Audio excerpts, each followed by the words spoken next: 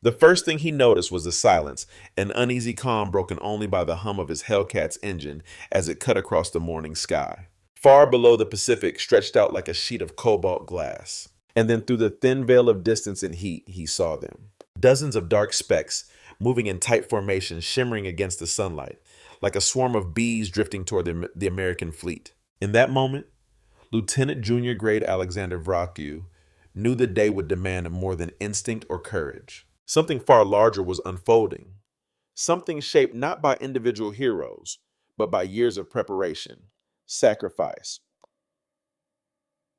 and the invisible machinery of war. Just beyond the horizon, an entire nation's industrial heartbeat was pushing steel fuel and newly trained pilots into the Pacific faster than any enemy could destroy them. And facing them were young men from another nation, men asked to fight with barely enough flight hours to find their way home. What happens when two visions of warfare collide, one built on tradition, the other on mass training and industrial might? What does the sky look like when a generation's worth of pilots is thrown into a battle they were never prepared to survive? The path to that June morning did not begin with the roar of engines or the glint of sunlight on carrier decks. It began years earlier inside quiet classrooms and cramped training fields across Japan, where the Imperial Navy shaped its aviators with a philosophy rooted in an older world. Selection was brutal. Out of thousands of hopefuls, only a handful would ever touch the cockpit of a naval aircraft. Those who survived the process were refined over years, 6, 7, sometimes 800 hours of flight time until formation flying became instinct and gunnery, an extension of muscle memory. They were elite by design warriors, forged for a single decisive battle their nation believed would end any future war before it truly began. But no training system built for peacetime could survive the reality that unfolded after 1941. When Midway sent 4 Japanese carriers to the bottom, it also took with them more than 100 of the Navy's finest aviators men whose skill, experience, and judgment represented decades of investment. Their absence created a fracture in the training pipeline that Japan never repaired. Fuel shortages forced instructors to cut flight hours. Accidents became common. Students graduating in early 1944 might have 200 hours.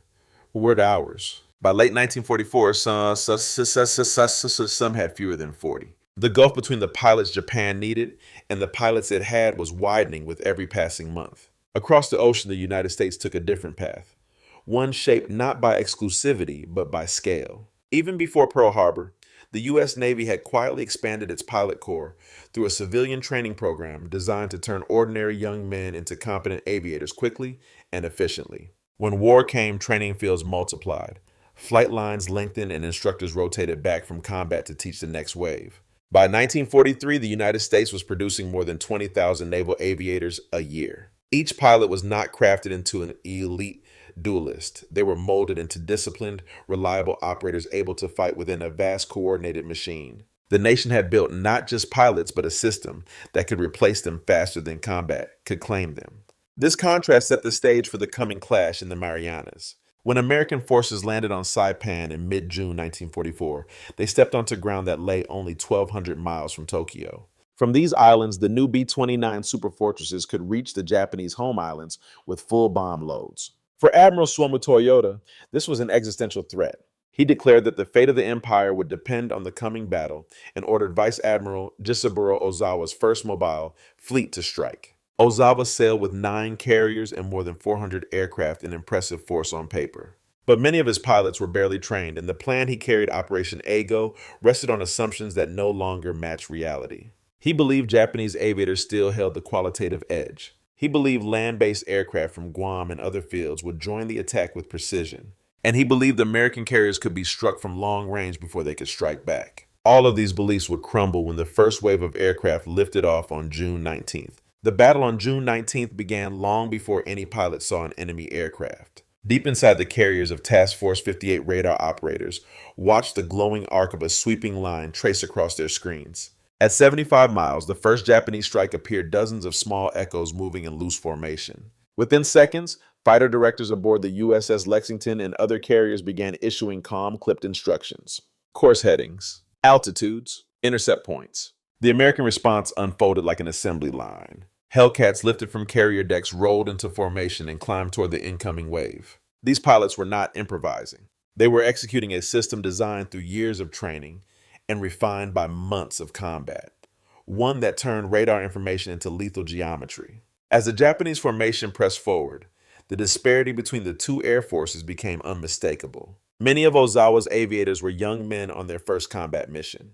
Their formation wavered as they approached altitudes, drifting spacing inconsistent. In contrast, more than 220 Hellcats moved with practiced precision, sinking from the sun, or sweeping in from high angles to break apart the incoming groups before they could even begin their attack runs. The first clash was brutal and swift. American pilots later described it as effortless and unsettling word given the stakes. The Japanese fighters protecting the bombers turned into attacks instead of away, exposing their silhouettes. Torpedo bombers descended too early, losing altitude that they could never regain. Dive bombers attempted to tighten their formations only to become better targets. Many simply lacked the hours in the cockpit to sense danger behind them or recognize the cues of an incoming attack. Among the pilots sweeping into the fray was Lieutenant Junior Grade Alexander Vrashu, flying from the USS Lexington. His supercharger malfunctioned, robbing his Hellcat of power at high altitude. Oil misted across his canopy, forcing him to wipe the glass repeatedly with a gloved hand. Yet when he spotted the second Japanese wave, nearly 50 Yokosuka D4Y dive bombers, he rode into a pursuit that would become legendary. The bombers below him held formation unaware or unable to react as Vrashu descended in a high-side attack. Every burst he fired was brief, deliberate, aimed precisely at the wing roots where fuel and structure converged. One bomber burst into flame and tumbled, then another, and another. In 8 minutes, he destroyed 6 enemy aircraft, using only 3 Sashi rounds, less than 5 seconds of total firing time. His efficiency was not showmanship. It was the product of a training lineage that traced back to Commander Edward Butch O'Hare, whose lessons Vrashu carried into combat. Across the sky, similar stories unfolded. Pilots achieved 2-3-5 kills in single sorties. Japanese formations dissolved under the weight of coordinated attacks and radar-guided vectors. By the time the first wave ended, more than 60% of the Japanese aircraft had been destroyed. Every successive wave fared worse. In those hours, the balance of the Pacific War shifted decisively. The confrontation was not a contest of equals. It was the collision of an air force built by industrial discipline against one weakened by attrition, fuel shortages, and a training system collapsed under the pressure of modern war. Even as the air battle raged above the Philippine Sea, another struggle was unfolding.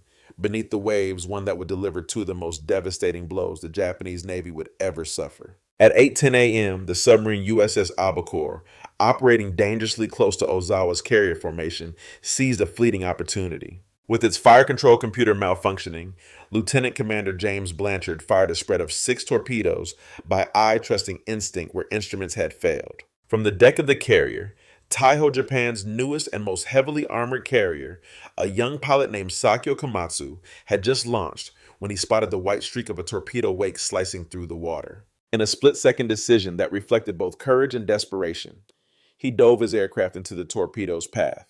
The collision obliterated both torpedo and plane, but his sacrifice could not stop the others. One torpedo struck Taiho's starboard side, rupturing aviation fuel tanks deep below the hangar deck. At first, the damage seemed manageable. Taiho continued flight operations. But unseen beneath the armored deck, gasoline vapor seeped through compartments and pooled in enclosed spaces. A poorly trained damage control officer attempting to disperse the fumes opened the ship's entire ventilation network, unwittingly pumping explosive vapor throughout the vessel. For hours, the concentration grew invisible and lethal, until a spark no one knows from where triggered a massive internal detonation. Explosions ripped through Taiho from bow to stern, lifting sections of her armored deck. By mid-afternoon, she rolled and slipped beneath the waves, taking 660 men with her. Only hours later, another catastrophe struck. The submarine USS Kavala stalked the veteran carrier Shokaku, one of the few carriers still surviving from Pearl Harbor. Lieutenant Commander Herman Kostler maneuvered into a perfect firing position as Shokaku recovered aircraft. At just 200 yards, Kavala launched 6 torpedoes. 3 or 4 found their mark, tearing into fuel stores and bomb magazines. Fire spread uncontrollably. A devastating explosion in the forward hangar ignited stored munitions, and within minutes, Shokaku stood on her bow, rising nearly vertical before sliding into the sea. Of her crew, 263 perished. By day's end, Japan had lost not only hundreds of aircraft, but also the irreplaceable expertise of thousands of sailors, armorers, mechanics, flight deck crews, radar operators, men whose years of practice and teamwork could not be replicated in months. Even the hulls of surviving carriers became hollow symbols. They lacked the trained air groups necessary to make them instruments of war. When the sun set on June 19th, the numbers told a brutal truth. Japan had launched 3 carrier aircraft in 4 waves. Only 130 returned. The United States lost 23. The kill ratio neared 11-1, a disparity so extreme that surviving Japanese pilots described the battle as hopeless. Most chilling of all was the psychological collapse that followed. Many Japanese aviators, confronted with the reality of their training deficit, realized they were being sent to die in battles they could not influence. It was in these ruins of morale and capability that Japan would eventually turn to kamikaze tactics, an admission that conventional naval aviation had ceased to exist. By the end of June 19th, Japanese carrier aviation was finished as an offensive force. The battle had lasted just a few hours. Its consequences would shape the rest of the Pacific War. The events over the Philippine Sea did more than destroy Japan's carrier air arm.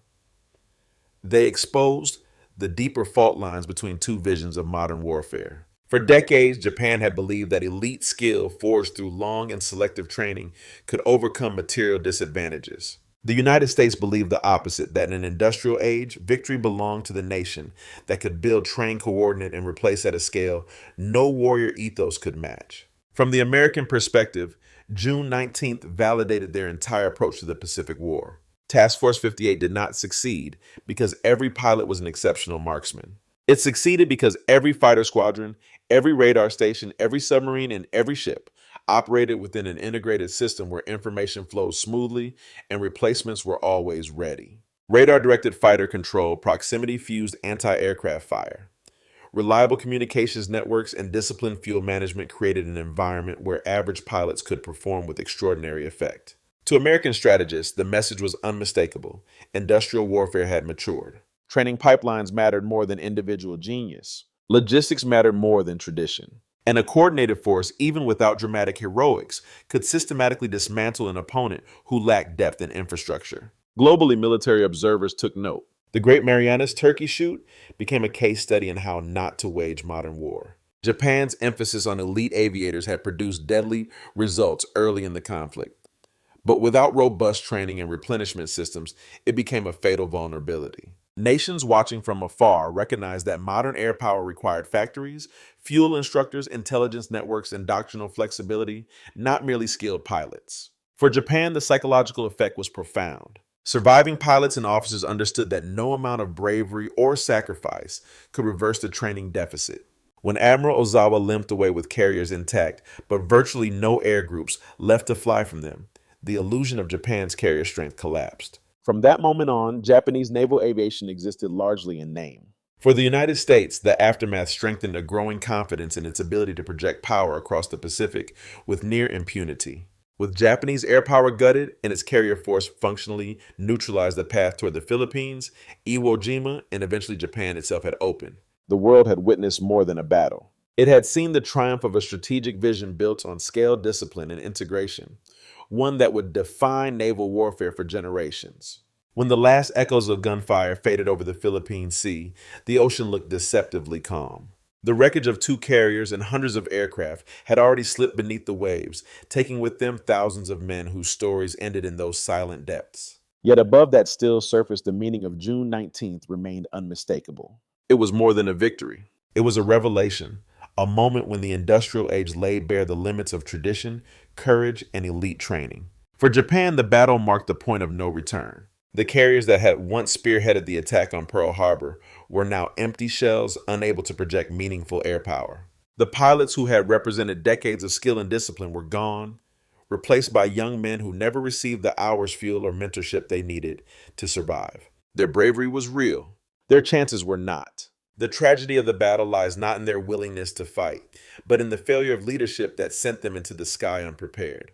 For the United States, the day confirmed something fundamental about modern warfare, that victory belongs to nations capable of organizing not only their armies, but their entire societies. The pilots who flew from Task Force 58 were not superhuman. They were the product of a system designed to ensure that every man who climbed into a cockpit, no matter his hometown or background, had the training equipment and support needed to prevail. The machinery of war extended far beyond the flight deck into factories, training squadrons, intelligence centers, and supply ships stretching across the Pacific. The photograph of Alexander Vraciu holding up 6 fingers captures the spirit of that moment. His grin was not triumph over the enemy. It was relief, gratitude, and the quiet knowledge that he had survived a day few could imagine. He always insisted the real story was not about aces, but about systems, about a nation that understood the demands of industrial war and rose to meet them. And so the question remains for us decades later. What lessons from the Philippine Sea still matter today? Do we remember the price of neglecting training? The danger of believing spirit alone can overcome material reality. The responsibility of leaders to prepare their nations for the wars they hope never to fight. If this story moves you, share your thoughts below. Which lesson from June 19th speaks most strongly to you? And if you value exploring the moments where history turns, sometimes quietly, sometimes violently, consider joining us for the next chapter. The battle may be over, but the history is still being written.